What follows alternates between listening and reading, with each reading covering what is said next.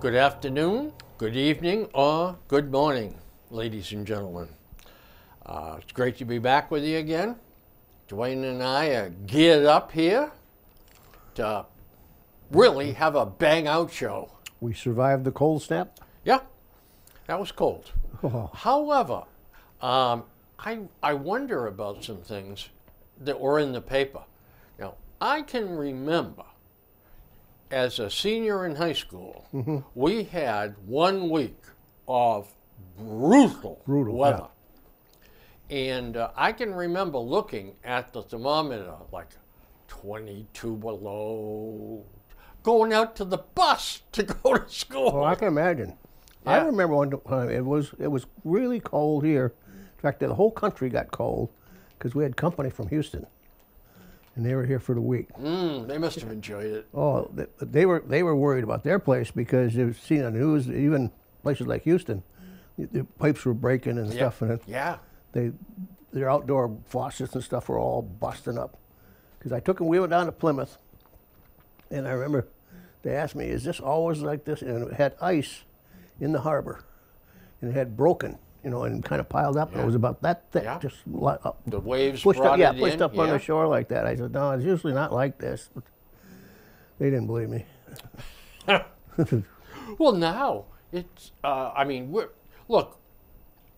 I'm not sure we're warming up the way the hysterical ones say.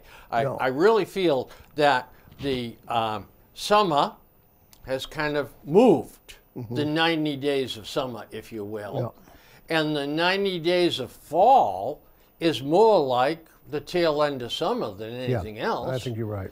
And then the 90 days of winter, I think it's been compressed somewhat. And then the 90 days of spring is probably more like 100 or 110 days of Yeah, spring. I think that the seasons are changing. Yeah, but overall, I guess we're down a point or two on degrees Fahrenheit, but that's, it's hard to figure out, and you don't know who to believe. Yeah, and I think you're right. It's not where everything is just warming on an equal basis. Yeah. I'm an expert on one thing. I don't know anything about women, racehorses, but I can tell you about November, because that was the first day of trapping season, Okay, November yeah, so 1st.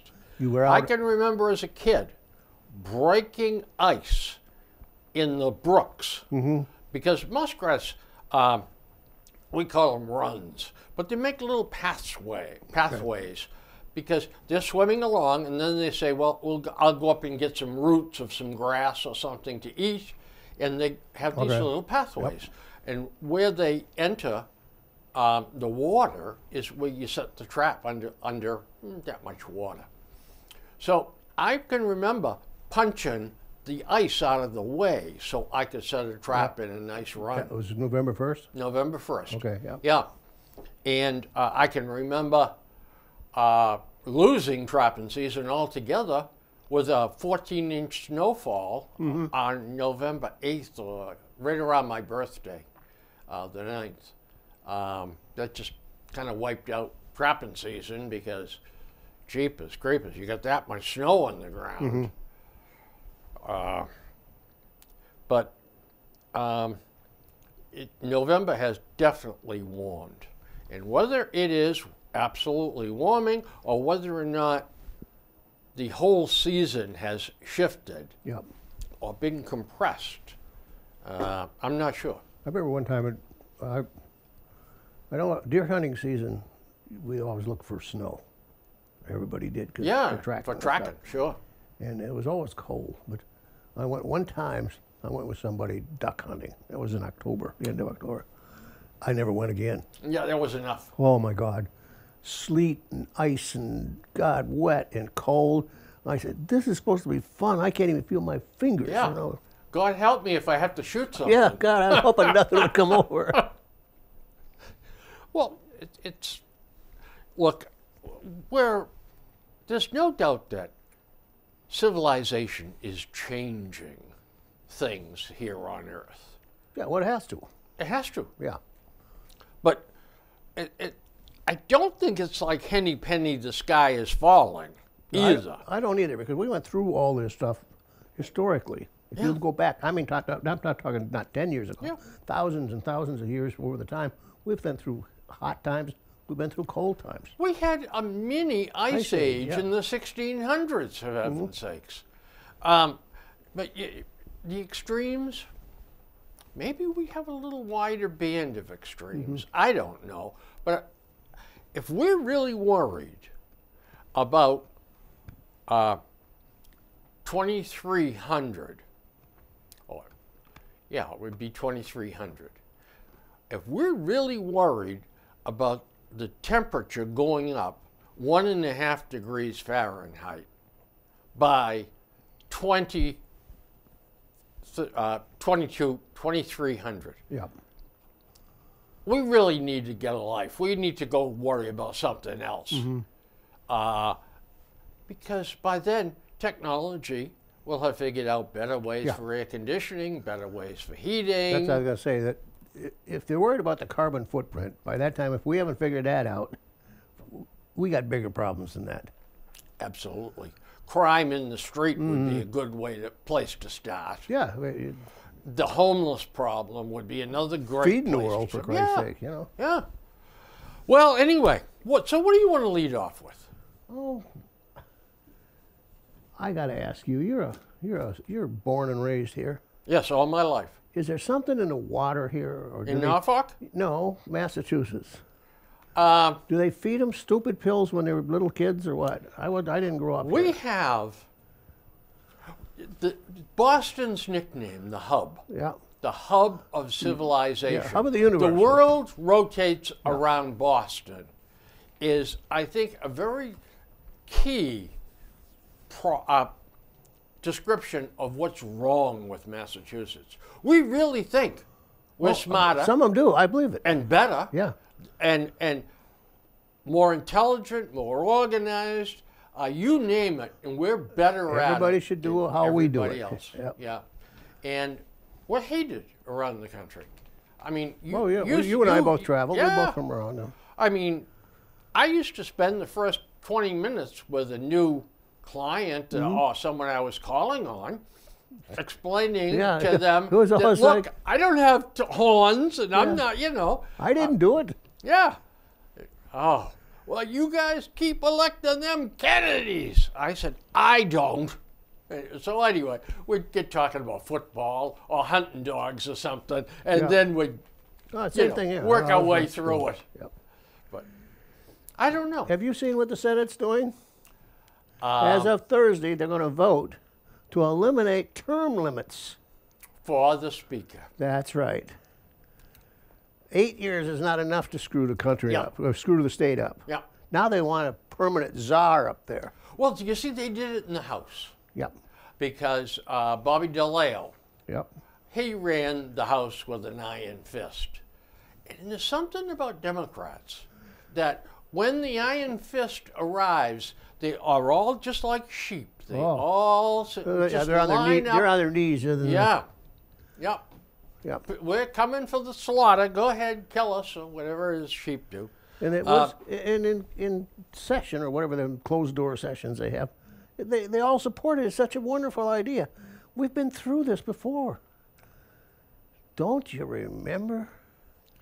You know, Whitey and his brother, Billy? tyranny. You know, tyranny wants to hold on to power. Does anybody not remember Billy Bulger? Yeah. Yeah. That's the days you want to go back to. Yeah. Yeah. And as we talked before, what is the common denominator among politicians? Power. Yep, that's right. Money. Yep. Sex. That's it. Those are the three common denominators. Why you put yourself back into that? Exactly. I expected that somebody brought this up and they would just flat out no, but not here. Nope. Not here. Nope. We're too busy with our lives Yep. to involve ourselves in the dirty game of politics. We try to rise above it. oh, those morons, jeepers creepers, if we ask for new ones, they're going to be just as bad as this bunch. Yeah. So we just... And the politicians play on that. They know that because that gives them a lot of power because they know nobody's going to question them. Yep. And exactly. That I just couldn't believe that. So, folks, by the time you see this, it will be fait accompli. Yeah, we're doomed. Yeah, and you know what? If Spilka was the greatest thing since peanut butter sandwiches, I'd say, hey, give her another 4 years. What the hell? She's doing a great job. Oh, tell me one thing she's done. Nothing. Bill, I don't have any proof of this at all. Nothing. It's just gut. I will say 8 out of 10 people in this state don't know who she is. Oh, you're going to win that bet, let me tell you. I'd say 9 out of 10. Maybe 9 out of 10. Hell, it might be more. Yeah. You know, you're absolutely right. And not only that, but we elected a new representative for the town of Norfolk and a couple of other towns. Tell me how many people know his name? No. Nobody does. Nobody does. Our little senator there from Mercy Needham or someplace, Roach. Out that way, yeah, Roush. Roush. Yeah. God almighty. That's another one that... Yeah. We always go for the lowest common denominator here. I don't know. I really don't know. All I know is, and I have one son, Peter, that he enjoys worrying about things. Okay. And I have sat down with him and I said, Peter, you're driving me insane. I don't have any hair left to pull out. Is he the oldest? But youngest. Youngest, okay. But he takes things very seriously. And I said, Peter, you gotta stop worrying about things. You're driving yourself nuts. When I went to work, I first got a responsible position. The guy that I was replacing said to me, Bill, there's a lot of things you're going to be facing on this job. Worry about what you can control. And the rest of it, forget about it. Yeah, because you can't do anything about it. You cannot do anything about it. And don't let it eat you up that you see things that are stupid and you say, well, we shouldn't be doing this. Mind your own bloody business. I have over the years had a problem with control. And Monica, my wife, reminds me that all the time. But she says, you have to be in control, don't you? You gotta. Men are that way. And it's in our genes. She said to me, when we go flying someplace, she says, I'm surprised you could get on an airplane. I said, why? She said, because you haven't got any control over this thing. You can't say, well, this guy's doing this and this guy's not doing that. I said, well, it doesn't kind of bother me, but I just said, well, he must know what he's doing. Would you like me to make a confession in front of the entire town of Norfolk? Go for it, my child. I was catching a flight from someplace to Charlotte, North Carolina. We were delayed at the gate. It'll be a very short delay. The crew has been delayed just momentarily. They're here on the ground now. They're working their way towards us. Perhaps we'll have a 15-minute delay. That's airline speak for we're screwed. So I said to myself, I didn't have any sales calls for the rest of the day. I had done my thing in the morning, and I was going to go to my next spot. What do I care? I'll just read my book some more. I'm sitting there. The crew finally arrives. 2 women pilots. Captain and the co-pilot. Yep. Oh, boy.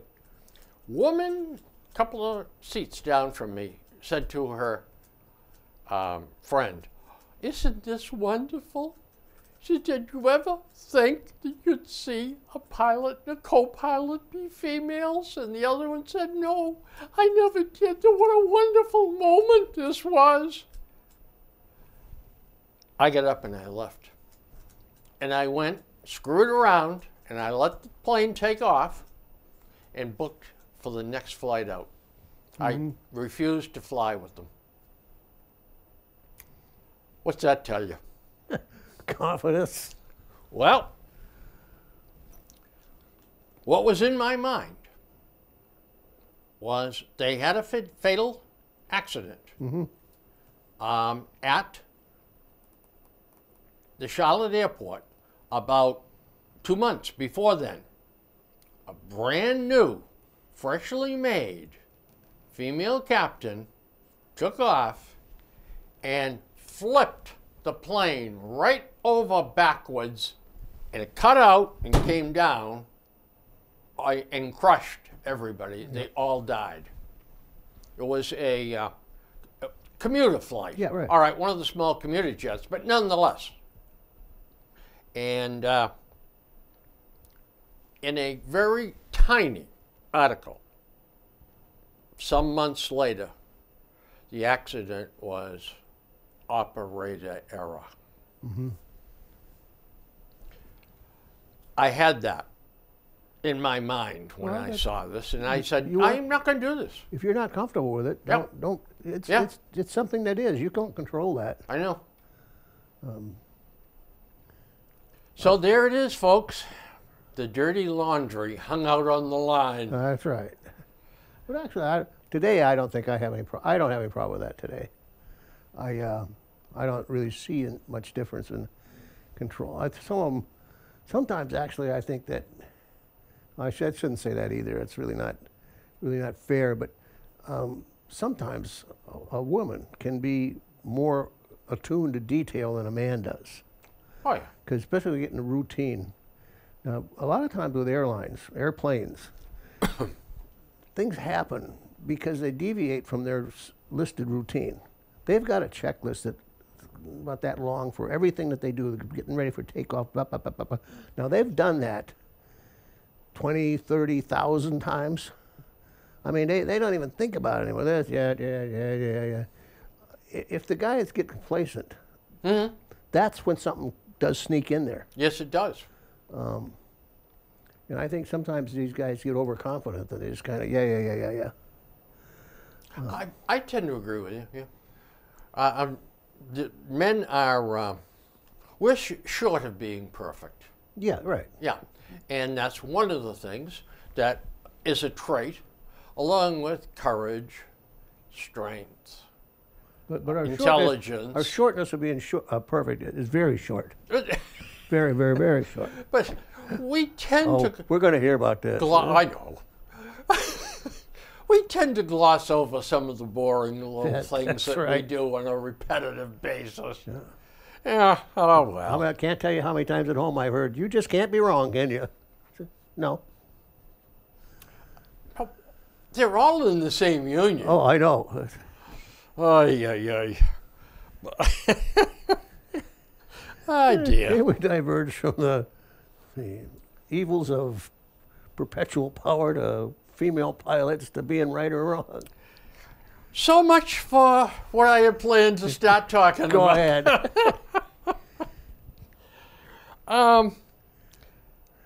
Well, I've got some things that I definitely want to get to. But before we do, let's take care of a couple of not so important things. Okay. The Super Bowl is coming up. Yes, it is. Philadelphia Eagles and the Kansas City Chiefs. And who are we picking? Eagles are 1.5 favorite. I am going to pick the Eagles. Only because I like their quarterback. And I just don't care too much for Mahomes. I don't mean that he's a bad quarterback. I just don't like the cockiness that he's got. You know, and that's just personal. He's changed. Yeah.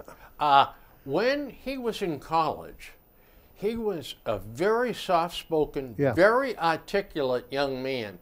And a couple of the pre-draft magazines that I picked up talked about the fact that he doesn't panic. He's very cool, Oh, very calm, Yeah, and that's- very that's- bright. Oh, absolutely. No question about that. He obviously, now that he's leading a team, he can't be that guy, you know? Mm-hmm. The second lieutenants are taught to, if you're going to lead in combat, Yeah, well, yeah. you don't be, gee, would you guys like to Yeah, hop oh, yeah. out of those foxholes and charge this? Yeah. So you have to be the ability to take charge. Yeah, and you're right. I don't care for him either. And it just, there's no, I don't have any affinity or any Yeah. dislike of either team. I like the sort of the continuity that Philadelphia has this year. I don't think there's any doubt. They're That- both damn good teams. There's no, no- Well, the two This best is a good- teams have arrived at yeah. the Super Oh yeah, Bowl. this time Yeah. there's no fluke. Yeah. I was. Who did Philadelphia knock off? Dallas. Dallas. They destroyed Dallas. Yeah. And I said to myself, you know, this is one of the first games this year that I've really paid attention to Philadelphia. And they're going to be tough to deal with. And if Mahomes has got any problems with his ankle, Yep. That upper sprain or whatever it was. yeah, that this Philadelphia defense can do Yeah. some damage. You got to give him credit though. He played through Yes, he some did. pretty tough times when he had first got hit, or first got rolled on, and Well, he was really limping. oh yeah, I think that Yeah. there was a lot of pain there. Yeah. So I'm going to go with the Eagles too. Yeah, okay. So we're united in that. Speaking of football, Yes. you may notice the color scheme today. I am originally from Wisconsin, but I'm not a Packer fan. But I've got up-teen relatives that watch this show. Let us know everything I did right or wrong, mostly wrong. Yeah. And they are ardent Packer fans. Well, this is to placate them. I'm wearing the Packers colors today. And So you are this should- resplendent in them. This should be the end of it. Stop your whining about not making the playoffs and not making the Super Bowl, because we didn't either. What are they going to do with their quarterback I situation? would cut him loose. He's been a major league distraction now for what, 3 years? Yep. You're gonna. He's at that point. He's at the end of his career. 38, There's just no. 39, Yeah, yeah. you can see that the play is going on the downhill side. You might as well just cut him loose and start developing your next player. Otherwise, all you're going to do is keep playing with a guy that's going down and down and down and just dragging it out. Eventually you're going to have to get rid of him anyway, or he will get. Is he under contract for this Another upcoming year season? yet, I Yeah, think. one more year. They'd cost him like 40 mil or something, Yeah. 37 yeah. million or something. They signed him like to a huge contract. What, 2 or 3 year contract? it yeah. just- So there are teams right now that are definitely need a quarterback. Oh yeah. There's probably half a dozen of them that are screaming for a quarterback. It would seem to me they could get a couple of number 1 draft choices for good old Aaron. Yep. To trade him while he's got some value, Yeah. and start developing in 2 or 3 years you'll be on top again. It's like a car. Yep. You know, should I trade it now or wait another year? Well, if you wait another year, it's going to have another 15,000 miles on it, more squeaks and moans and groans in it. Get rid of it now while it's worth something. We'll probably get a call when we get home today from the Packers and some of the other. What should we do? Well, you know what?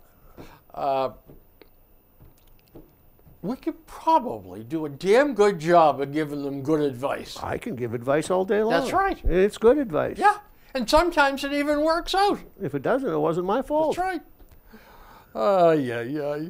Well, I'm sticking with the Eagles. Okay. That's it.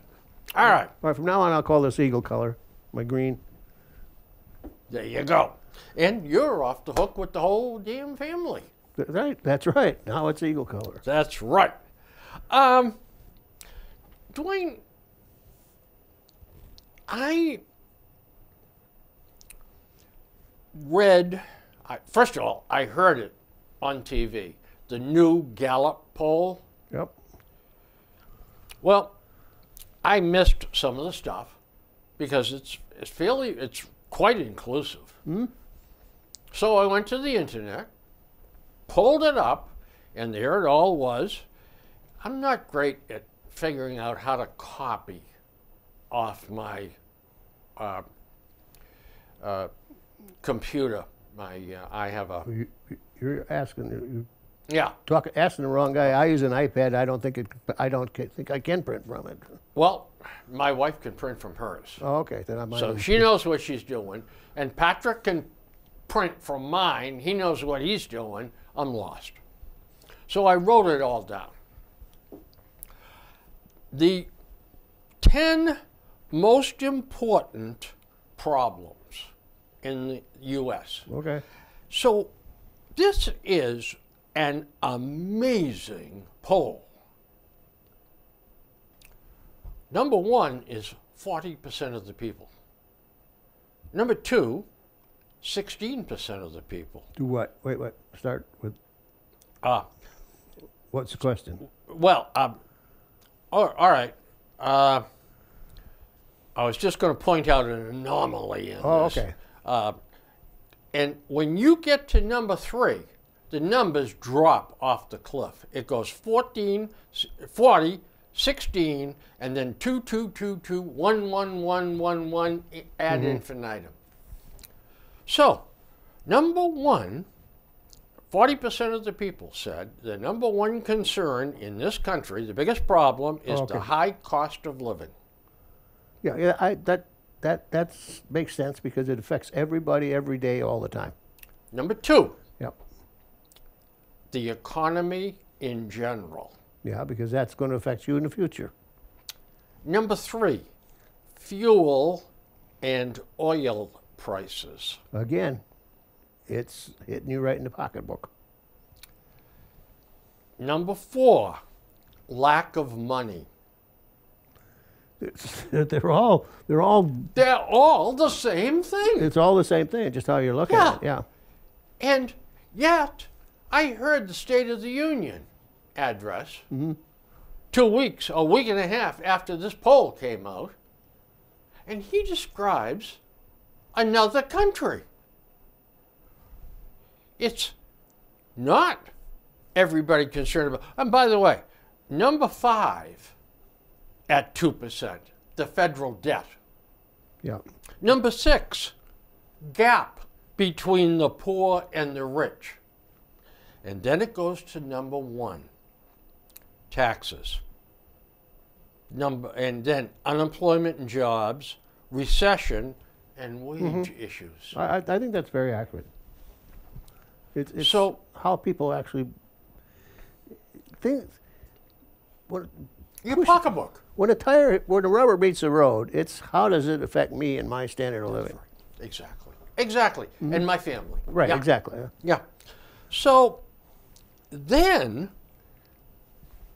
another subset. Now this was the most important problems. The second one is non-economic problems. He broke this apart. Number one, government and poor leadership, 15%. Immigration, 8%. Unifying the country, 6%. Crime and violence, 5%. Poverty, hunger, homelessness, 4%. Next, election reform, 4%. Then judicial systems and laws, 4%. Finally, at 3%, environment and climate. And then at 3%, ethics, morals, religious and family decline. And finally, at 3%, education. And then you get down into just fractions of percentages. Healthcare is a fraction. Guns, a fraction. Lack of respect for others, a fraction. And it goes on like that. Right. We seem to have two countries. One that President Biden spoke about, and one that Gallup found among the people. Well, I think our leaders see things on a different plane than we do. Mm-hmm. Because they're not out there. Rose-colored glasses. They're not out there wondering where am I going to get the money to pay my real estate taxes, or my car needs tires, I haven't got any money in the bank. Those kind of problems, which are large and huge for some of us.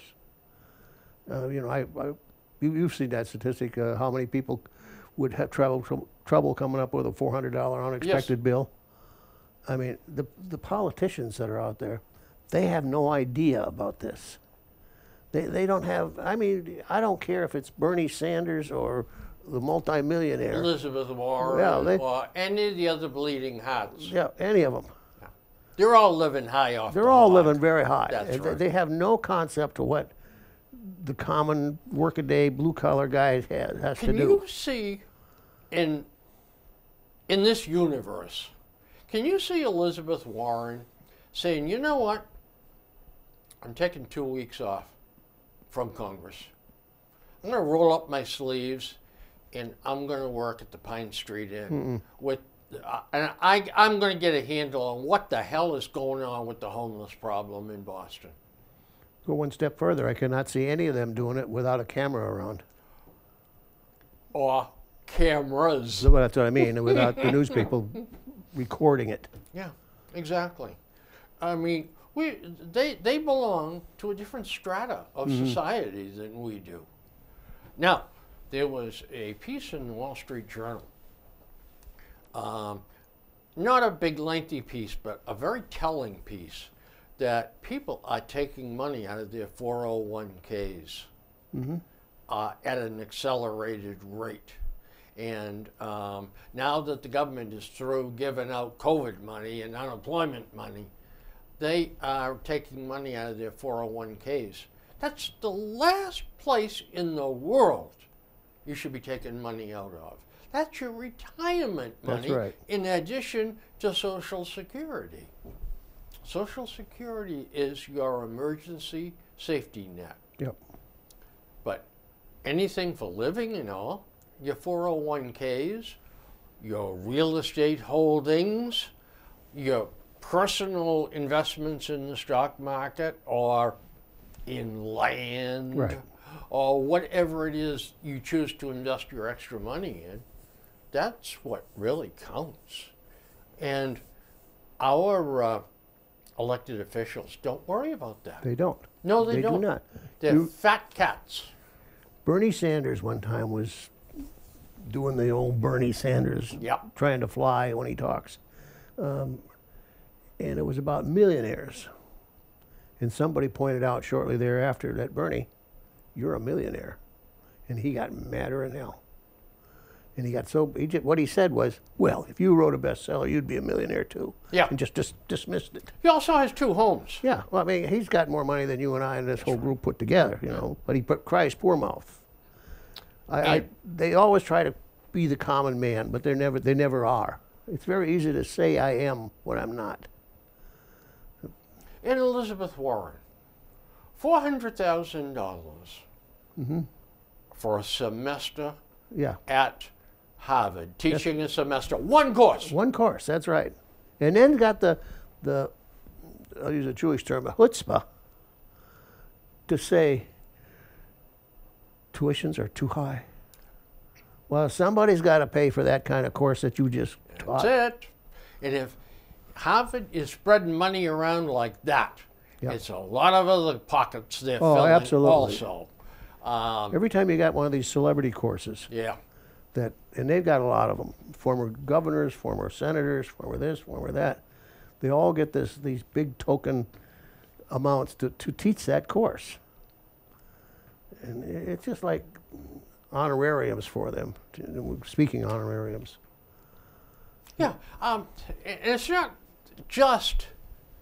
the politicians. I mean, the athletes, too. Oh, my God. Come have a weekend. Yeah. We're having a massive sales meeting out in California or Hawaii or whatever.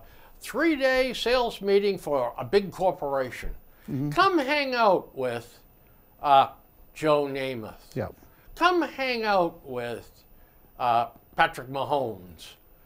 And the athletes go over there and hang out, drink beer, shoot the breeze, tell stories about what goes on in the locker room, and they pick up $250,000 or $500,000 for being there. Oh, and they might give about a 15-minute speech, too, where they tell some jokes. It's all been carefully written for them. I mean, they're not doing anything on their own. They're programmed like a puppet. Yeah. There's a lot of people make a lot of money that don't present it as such. We know the athletes do.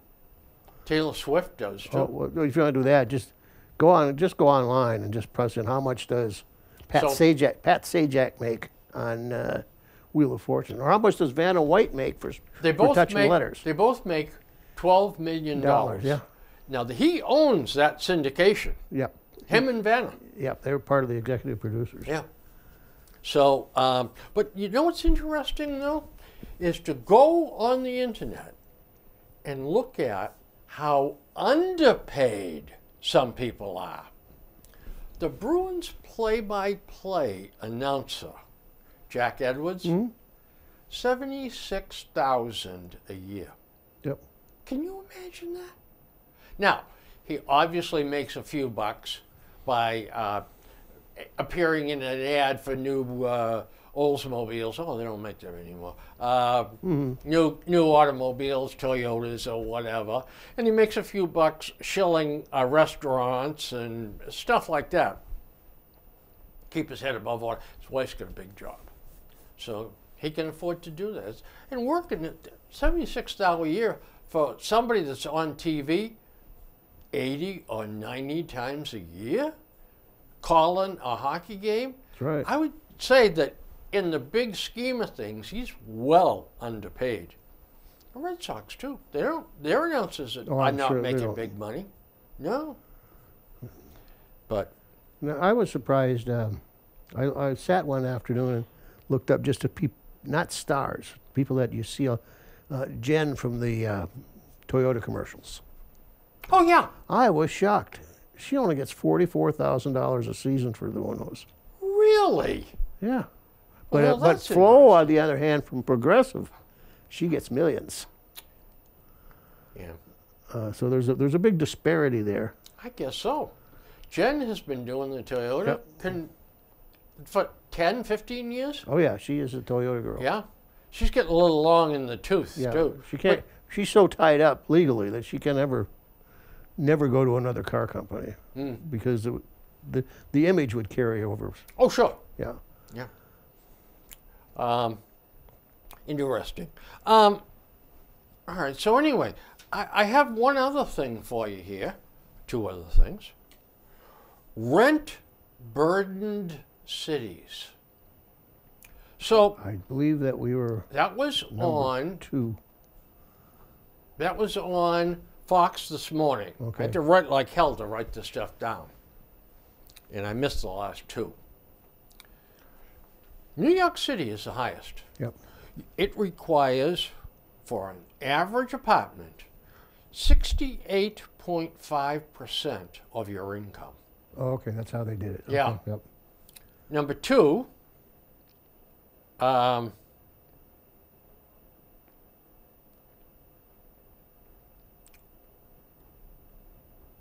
don't know what the hell this is. Probably Boston. Globe has got number 2 on the 46%. They didn't do it your that way. income. They did it a different Yeah. layout. But they were listed number 2 on the graph.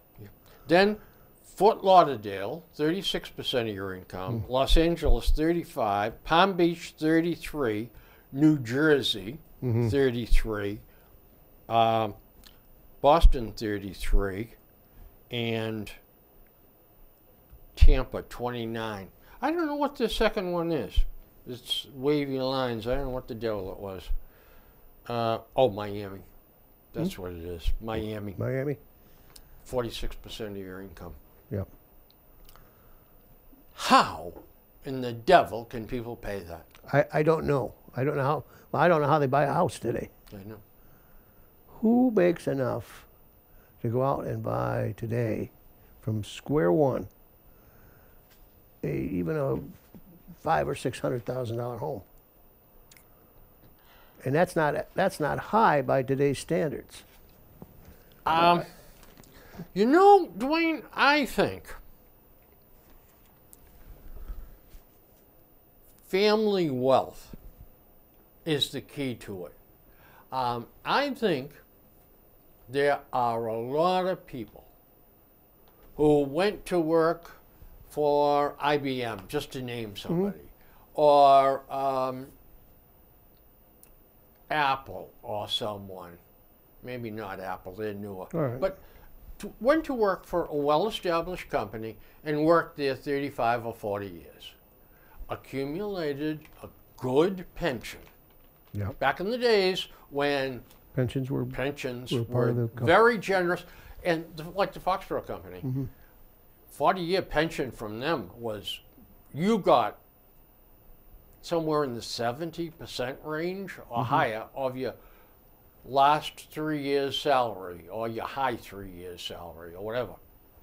But that really didn't jet up until maybe 32 or 33 years of employment, and then straight up. Okay. But in those days, I think a lot of guys and gals, but guys, let's face it, I mean, guys were making the big money in those days, just accumulated that money in that pension and watched the miracle of the stock market make it grow. There's a lot of guys 15, Bill. that are sitting on 1.5 mil, 2 mil, $3 million pensions. They can afford to help their kids with their first home.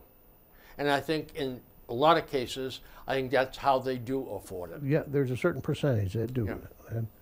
But there's a whole lot of people that never had a job, that got a pension, or else they worked for a little company, little mom and pop, hired 4 people, 5 people, and Got paid in stock. And they got paid in stock partially. well, they got paid Yeah. minimum wage, Yeah. or they got paid minimum plus a little bit. Oh, okay. You're Then going when at the they, other when they one. left, they Okay. got a gold watch, that kind of a thing.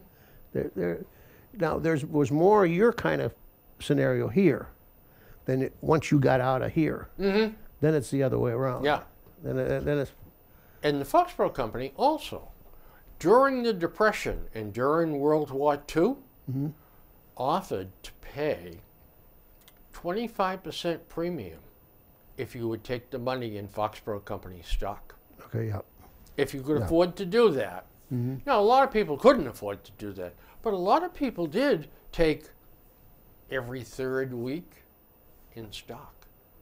Well, let me tell you something. There are an awful lot of millionaires walking around the Foxborough Company. Oh yeah, absolutely. Some of these companies made a lot of people a lot of money. Just by accepting that. I mean, I knew one guy, I sat beside him in order entry, a couple seats away. He didn't have much to say, but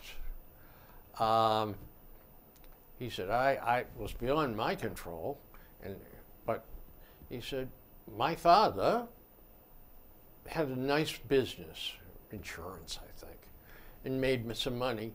And when it came time for me to face, getting stock in lieu of money, my father helped me. He gave me cash so that I could get the 25% premium in stocks. And he said, I got a hell of a pile of stock, Bill. Especially splits through the years and appreciation. So, talking about the higher cost of housing. The Wall Street Journal did a emerging housing market index winter study.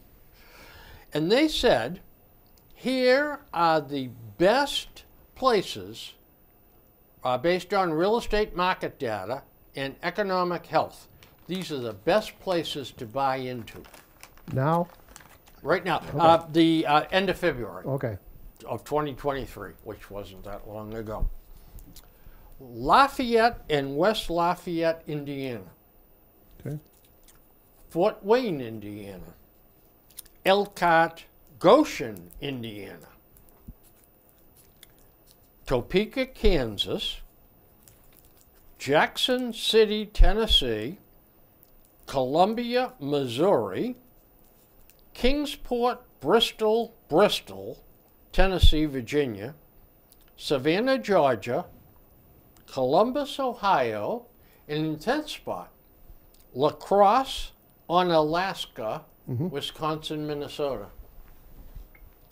This is where you can get the best buys in real estate right now that has got a good economic They're all like market going on. larger, small cities type things, Yes. or else small or large cities. They're all in that grouping. Yep. And they're all from off the beaten path. Right. That just hasn't Yeah. hit there yet. So, I mean, what's the biggest city here? Savannah, Georgia, maybe? Or Columbus, Ohio. Yeah.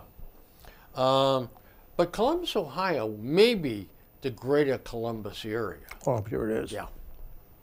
But I thought that was kind of interesting. Indiana grabbed all the top spots. Yeah.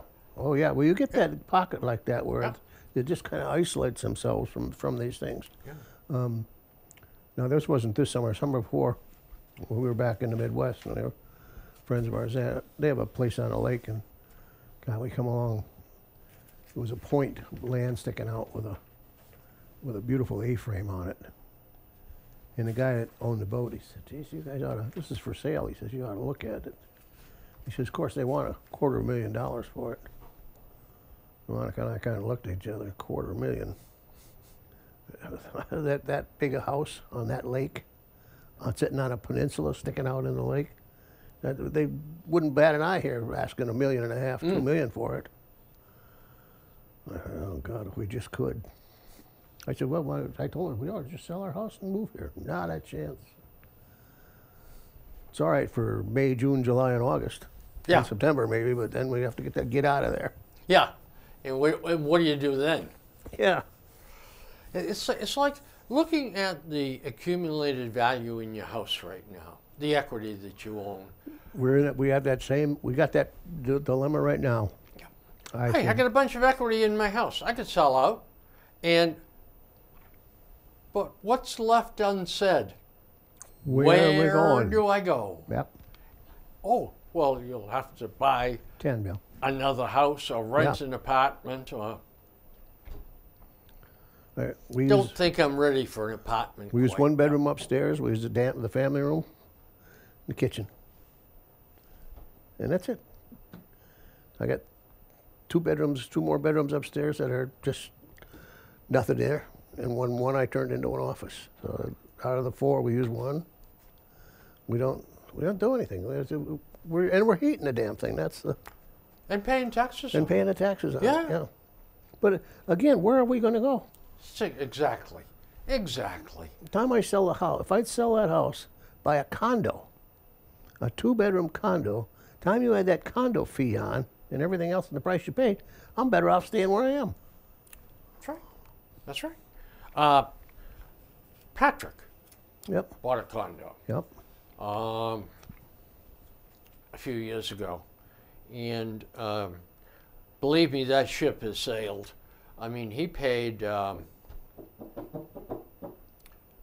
I don't know. I believe when all the finagling was over, I think he paid about $119,000 for When a you could- 2-bedroom right. in Bellingham. Yep. The guy bought it new in 85 or 88 or whenever they put the condo development in. And he up and just said to hell with it and stopped paying on it or Okay. something. Some mess, and went to Florida. And so the bank foreclosed. Yep. And they put it on the market for, I think, 169. Then it went 159, 149, 139. Patrick and I went and looked at it with a realtor. 129. And I said to Patrick, we better make an offer here, Patrick. Because this was a few years ago when a real lull in the market. Oh, yeah. And anyway, to make a long story short, the bank kept dropping it like every 2 weeks, and it went down to 119. And I said, Patrick. He goes, yeah. So he made an offer of, I told him, I said, listen, they're not getting any hits. Yeah, it's not like they're lined up. So the next drop is going to be 109. Offer them 110. Yep. And he got an immediate response. 114 is our counteroffer from the bank. I said, man, grab it. The units now in his 25 or 30 unit development there are in the 280, $300,000 range. Oh, yeah. It's unbelievable. Yeah. So he keeps saying, you know, I could really buy a nice house and we could get a dog and all that stuff. And I said, Patrick, you're sitting in the catbird seat here. You're paying nickels and dimes, for God's sakes, on your mortgage. You're not going to find a better deal than what you got. So he's allowed to talk, like his father. He's not going to do anything, I don't think, except fix it up. Well, he doesn't have to do anything. Yeah. He's not. He has his brother, Peter, Yep. my son Peter, living with him. Yeah, so he's Peter kicks in X in amount on of dollars a mortgage a month. and a fee, and Yeah, it works out beautiful. Anywho, maybe I'll move in with Patrick. I'm sorry? Maybe we'll move in with Patrick. You know what? He's got a spare bedroom. There you what go. the hell? Well, we're running down. I'm just looking for something I can grab real quick. Oh, you know what? Here's What's one that? here. Telling the truth about war over Taiwan. General Minahan said that in his opinion, we may be at war in the next couple of years with Oh, China. I heard him. Yeah. Over, and the Wall Street Journal took a different tack with what he had to say. And what he basically, if you filter out the headlines, he's saying we're not prepared for war. We don't have this, we don't have that, we don't have this. Who knows what we have for willpower? And makeup of the population. We are not, as a population, ready to lay down lives of our sons, daughters, relatives for some place called Taiwan, who most people couldn't point to it on a globe or a map, and really don't give a damn what happens. Like Neville Chamberlain describing Czechoslovakia. Exactly. That little country so far away Right. we know so little about. And give it to Hitler.